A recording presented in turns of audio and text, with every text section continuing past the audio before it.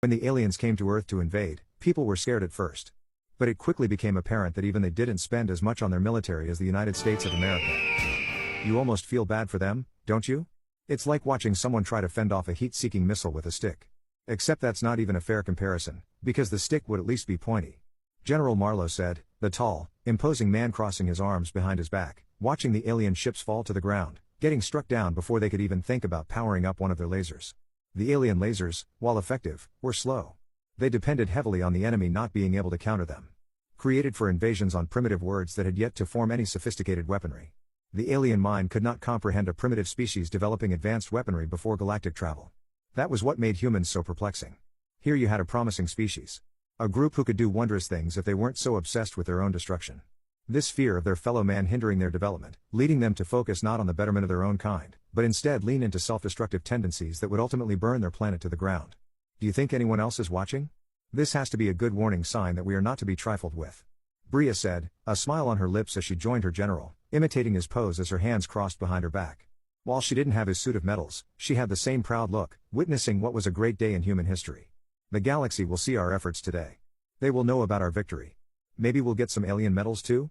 Marlowe jiggled the colorful medals on his shirt pocket, hoping the alien medal would be blue. He needed a blue to match the other colors that dangled there.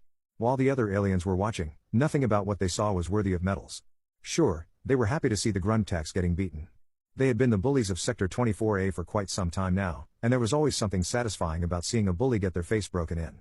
Yet, the people doing it were a frightening sight, people who couldn't even do a basic warp jump having weapons that could blow a planet apart.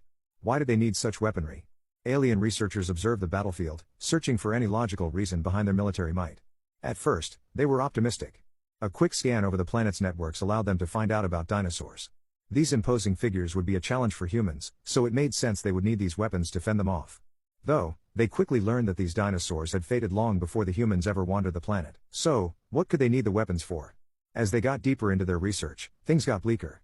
Wars, arms races, genocide, and the untold cruelties of humanity. Wars among your own kind were nearly unheard of among alien races. The idea in itself was alien. Even the Gruntax, as violent as they are, were never stupid enough to declare war on themselves. Things got more confusing as they read on, the disjointed nature of humans fascinating in a concerning way. They had bombs that could level cities and even the world if enough were deployed. These apocalyptic weapons sitting around as a deterrent, with everyone's fingers constantly hovering over the trigger, waiting for an excuse. To make such a weapon when you have no way of escaping the planet you inhabit was downright suicidal, or at the very least, psychopathic. As the Gruntax retreated, the humans gave chase as best they could, firing whatever weaponry they had at the aliens, lighting up their ships with an array of smoke and explosions, pulling their metal triangles apart. Even that display had the aliens' stomachs churning. Attacking a retreating enemy, if it were anyone other than the Gruntax, there would have been uproar on the shared galactic station. Yet, since it was a common enemy, many were willing to overlook this. Give chase, men. This is for the glory of humanity. This is a battle your sons and daughters will be talking about for years to come. The general roared, his order being accepted by the troops, who were quick to throw everything they had at the retreating enemy, collecting many of them, crippling the Gruntax for at least a few decades.